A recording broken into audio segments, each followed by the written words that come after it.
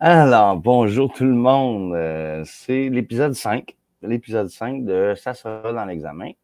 On a déjà parlé de plusieurs sujets intéressants et puis on va continuer avec des sujets intéressants sur la terraformation cette fois-ci et puis sur un espèce de concept que vous allez probablement comprendre aussi que la, la planète, la planète telle qu'on la conçoit n'est pas telle qu'on la conçoit. Donc, on va commencer immédiatement avec un partage. Et puis, bon, celui-là, c'est celle-là. On fait F. Et on y va. On envoie la sauce.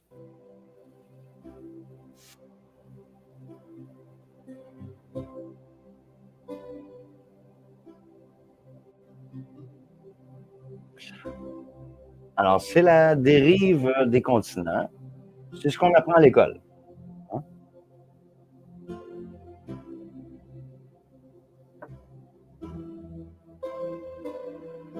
Bon, on voit que ça dérive un peu dans tous les sens.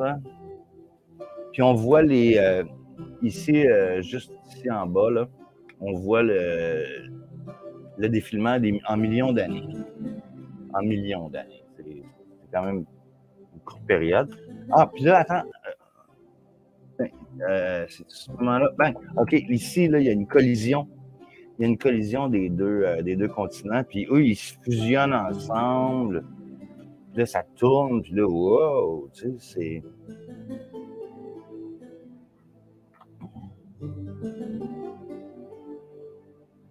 Là, c'est le supercontinent Columbia, semble-t-il.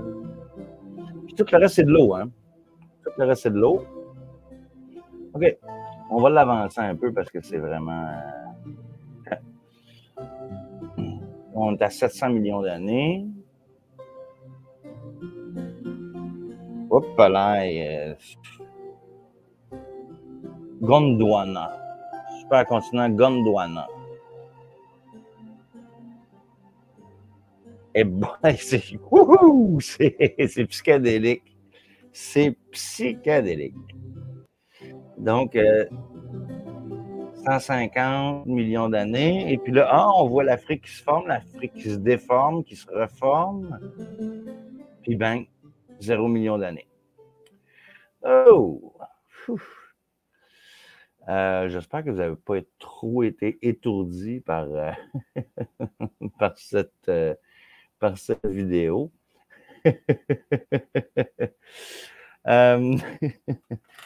Fait que ça, c'est ce qu'on apprend à l'école, la dérive des continents. Moi, je pense que c'est plus une dérive intellectuelle. On va regarder rapidement. Ah ben tiens, il y a notre ami Nassim Haramein qui a commencé à parler d'un truc, puis je l'ai trouvé... est-ce que je l'ai trouvé intéressant? Ça faisait déjà plus que 10 ans que j'étais au courant de ça. Donc, Nassim, on va l'écouter. J'espère que vous voyez bien. Je vais vérifier. OK, ouais, OK, c'est parfait. Donc, je reviens ici. Et puis, on va l'écouter. Ça dure 4 minutes. La résonance Schumann est le résultat, c'est la résonance fondamentale de la structure de la Terre et de son ionosphère ensemble. Mais ça a à voir avec la dimension, littéralement, de la Terre. Et ça n'a pas changé beaucoup. Il y a beaucoup de choses sur l'Internet que ça change, ça a changé extrêmement. Ça n'a pas changé beaucoup. Il y a des changements qu'on a vus qui sont plutôt des changements de l'oscillation et de l'énergie dans notre ionosphère à cause de changements dans notre système solaire et tout ça. Et surtout, il y a des changements de température. Mais mais l'idée que la Terre a toujours eu la même dimension est probablement une erreur aussi. Il y a, par exemple, le concept que les...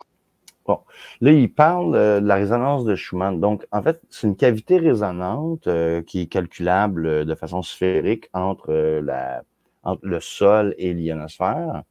Et puis, c'est une cavité résonante, puis il y a c'est ça, la résonance de Schumann, c'est là où elle se situe. Donc, évidemment, si la Terre grossit, on va le laisser parler parce que moi, je suis pas un physicien. Hein. Continent, plate tectonique. En anglais, c'est plate tectonique. J'ai aucune idée. C'est quoi? Les plaques tectoniques. Tectoniques? Ouais. Tectoniques? Tectoniques. Pas tectonique. Bon, j'apprends le français, c'est bien. Les plaques tectoniques, le concept que les continents s'éloignent l'un de l'autre ou qu'ils se rapprochent et tout ça, ça, c'est probablement incorrect. Et c'est incorrect parce que le concept que notre planète, à un moment donné, avait la même grandeur et toutes les plaques étaient ensemble d'un côté, c'est inconsistant avec une sphère qui tourne dans l'espace. Ça aurait créé des problèmes pas possibles dans nos orbites et tout ça. Et donc, c'est complètement inconsistant. Et aussi, il faut faire beaucoup de déformations des continents pour qu'ils viennent ensemble comme ça.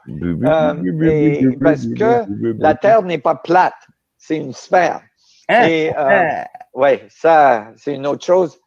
Pour ceux qui ne sont pas convaincus, la Terre est une sphère, elle n'est pas plate.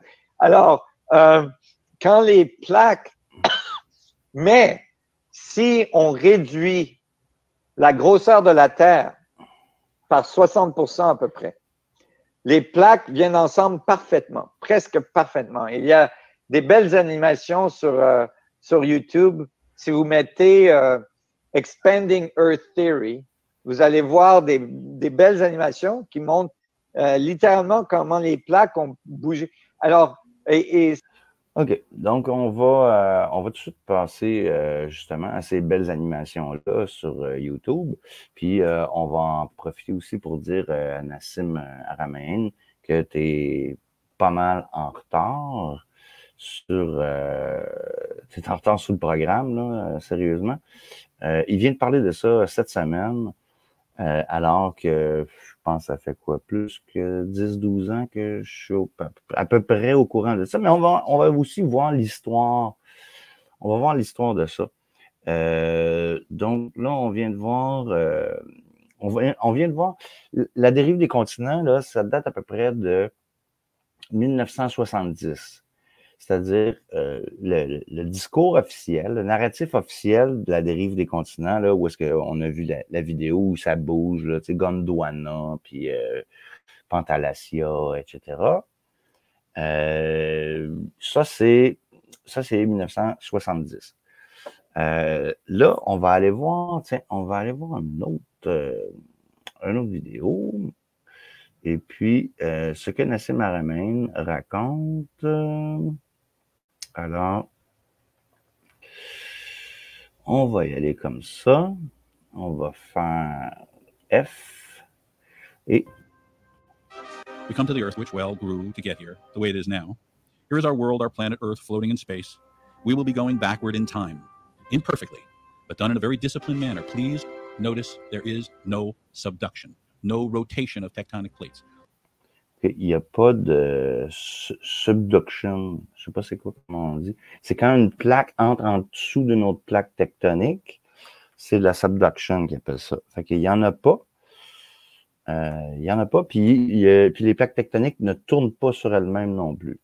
No twisting, no form-fitting, no altering shapes or sizes. It would be impossible for these continental plates to fit together perfectly without this being true, and yet the upper tectonic plates fit together perfectly on a much smaller planet.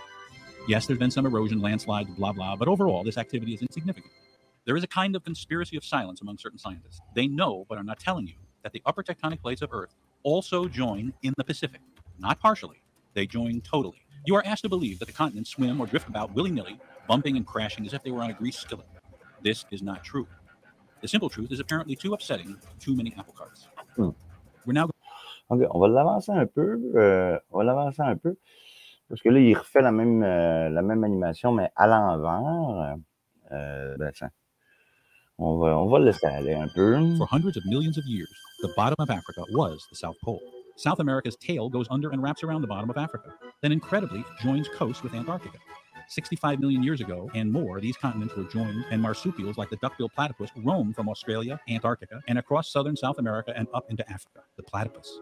Dinosaurs roamed all over this world on the upper tectonic plate because there were no oceans, just shallow seas. Here today, Antarctica is frozen over and Australia. Donc, il dit qu'il n'y avait pas d'océan, il y avait seulement des petites mers peu profondes, donc supposément que les dinosaures pouvaient se promener à gauche, à droite. Ça, c'est Neil Adams. Australia and its surrounding islands are the remaining home of marsupials. Do you see how broadly the Pacific is opening compared to the Atlantic?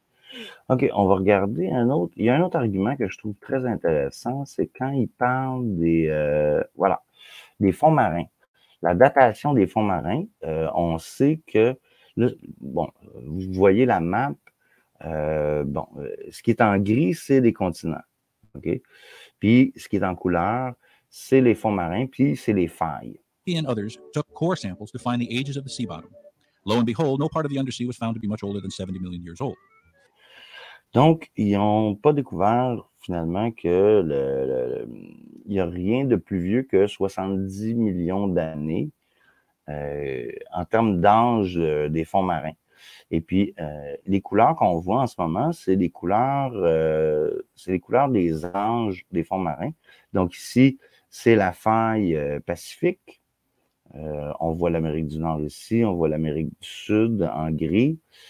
Et puis, le fond marin, la datation du fond marin sur le bord des failles est beaucoup plus jeune que la datation des fonds marins qui sont près des côtes. Donc, toute la partie jaune et verte, c'est beaucoup plus ancien. C'est beaucoup plus ancien. Donc, finalement, les failles, c'est de là où la matière apparaît. Does that shock you? It should. It shocked the scientists. Where did they get ancient fish fossils from? From the land, like in Mississippi and Utah and France and China. Most of the undersea wasn't there 70 or 80 million years ago. The measurements of the core samples give the age of the sea floor. Newest, 10 million or so, is red. As we go back in time, we go backward in our rainbow, orange, yellow, green, blue, okay? So we bury the new sea floor back to the fault lines as dictated by color or age. 10 million years back, these are the ages of the seafloor as measured by science, and they're generally true. Earth grew. 20 million. I'm not making this information up. This map comes from the scientific community. 30 million. You can find the same map in many places on the internet. It's common knowledge. 40. The ocean bottom is from 1 year to 180 million years old. 50. 70% of it is no older than 60 million years old. 60. The upper plate, the continents, are as old as 2 billion years old and more. 70. 10 to 20 times as old as the undersea plates. OK, donc je pense que vous avez compris l'idée. C'est le partage sur Neil Adams, mais ça, c'est un copyright des années 2000, donc des animations des années 2000. On va revenir à notre sujet. On est rendu... Ah, voilà. OK. Hey, c'est qui? C'est moi le sujet. OK, non, c'est pas moi le sujet du tout. OK, je vais vous montrer aussi un article de Wikipédia. Donc, encore partager, ça sera pas long. Donc, il y a celle-ci. Donc, si vous cherchez Expanding Earth, vous allez trouver sur Wikipédia qu'il y a Hildenberg en 1933 qui a modélisé une Terre qui grossissait, mais déjà depuis 1889 puis même 1888, il y a comment est-ce qu'il s'appelle lui-là là? Ivan Osipovich Yarkovsky. J'ai de la misère. Et puis, en fait, à ce moment-là, il y avait aussi la théorie de l'expansion de l'univers. Puis plus tard, en fait, jusqu'en 1938, Paul Dirac, ou Dira, là, je ne sais pas comment est-ce qu'il s'appelle. En français, je pense que c'est Paul Dirac, mais 1938, lui, il expliquait que la constante gravitationnelle, je ne sais pas si vous voyez ici, fait que decrease of the gravitational constant suggéré par Paul Dirac, comme quoi la gravitation aurait changé. On va arrêter le partage sur celle-là. Puis, on va regarder une image qui nous vient de Berlin, qui nous vient de Berlin en 1933, qui va nous montrer les globes terrestres. Voilà, c'est des globes terrestres qui étaient faits pour montrer justement que les continents pouvaient tous s'imbriquer les uns dans les autres. Donc déjà, dérive des continents, je pense qu'il y a une dérive de l'éducation, c'est ça, c'est un des problèmes. Alors ça date de 1933. Puis il y avait un Américain aussi dans les années 50 qui a été complètement discrédité et puis qui a été mis de côté.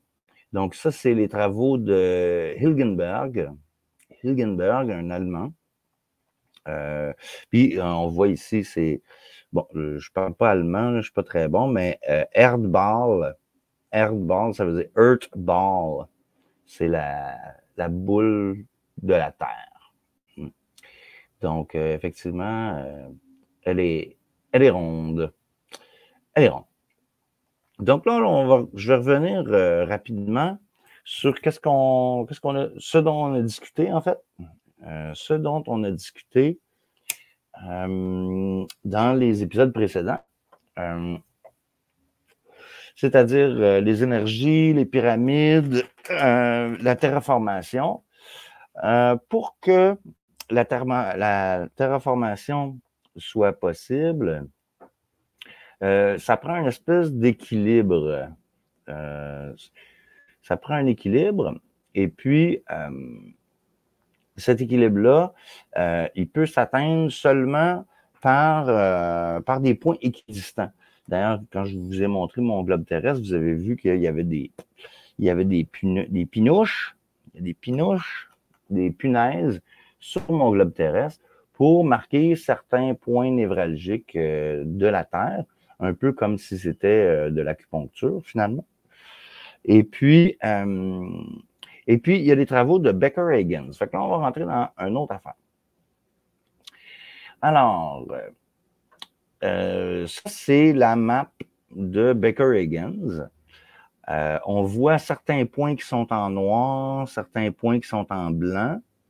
Et puis, il y a 60 points en tout. Donc, là, ce qu'on voit, c'est une projection sur une carte, mais c'est un polygone qui est basé sur les solides de Platon. Mais c'est un polygone à 60 faces. Non, pas à 60 faces, à 60 sommets. 62 en fait. 62 sommets parce qu'il y a le pôle sud ici en bas complètement. C'est le 62e sommet. Et puis, je vais essayer de l'ajuster un peu. OK. Donc ici, c'est le 62e sommet. Puis c'est sur le méridien de Greenwich. Et puis, il y a un autre point aussi au pôle Nord, qui évidemment, tout ça, ce ne sont que des cercles. C'est tous des cercles. Et puis, il y a certains points névralgiques, comme par exemple, ici, on voit dans la baie, c'est pas la baie c'est-tu la baie du Brésil? Je me rappelle plus c'est quoi le nom de cette baie-là. Mais en Amérique du Sud, on voit qu'il y a un point qui a carrément repoussé la masse terrestre. Puis il y a d'autres points qui rapprochent les masses terrestres. On voit ici ce point-ci qui est Hawaï, qui est un point terrestre en plein milieu de l'océan qui est vraiment particulier. On a ici les monts Atlas au nord du Sahara. Puis juste en dessous, il y a la structure de Richa, qui est fort probablement l'Atlantide. Ça, je vais en parler dans un autre épisode. Et puis, bon, qu'est-ce qu'il y a d'autre? Au sud du Japon, il y a la fosse des Mariannes, juste ici, qui est un autre point névralgique. Donc, c'est Becker et Huygens, qui étaient un couple, qui ont sorti ça en 1983. Ici, on peut voir une autre visualisation. Puis, il faut l'imaginer, là, on voit c'est une carte plate, mais il faut imaginer que c'est des cercles. C'est juste des cercles. Et puis, il y a Buckminster Fuller qui a travaillé aussi sur ce projet-là. Bill Becker, Betty Huygens, qui ont discuté de ça avec Buckminster Fuller. Puis, il y a aussi une équipe russe qu'on voit ici. C'est Goncharov, Morozov et Makarov qui ont aussi fait une analyse de ça. Et puis, ils se sont basés sur un des points qui est ici, c'est The Great Pyramid. Donc, la pyramide de Gizeh. Donc, toutes ces formes géométriques-là, on va le voir. J'ai fait une étude aussi sur le Québec. On en parlera. Puis, vous allez voir que l'île d'Anticosti, puis cette île, puis le Saguenay, puis en tout cas, il y a plein de places. Là. Ça, j'en parlerai dans une autre capsule aussi. Mais ça sera dans l'examen. Donc, Becker-Huygens, c'est très intéressant à analyser. Ce que ça veut dire en gros, c'est que la sourate est ici. Attendez, je vais sortir mon cahier parce que c'est la sourate 16, verset 31. Et nous avons placé des montagnes fermes dans la terre afin qu'elles ne s'ébranlent pas. Et nous y avons placé des défilés servant de chemin afin qu'ils se guident. OK? Et puis, le mot que je cherchais, là, qui veut dire pyramide et montagne en même temps, c'est Akur. A-K-U-R. Ça veut dire montagne, ça veut dire aussi planète et ça veut dire pyramide. C'est dans l'épique de Ninurta. Donc, c'est dans les anciens textes cunéiformes. OK? Bon, là, je commence à... Bon, j'ai dépassé mon 20 minutes. Je voulais terminer. Oui, c'est ça. Donc, si on a tous des points équidistants et puis que la Terre est en train de s'expandre, en même temps que l'univers est en expansion, ça prend des points équidistants pour stabiliser cette planète-là. D'où la présence des pyramides, des mégalithes, des mondes, des tertres, des cairns,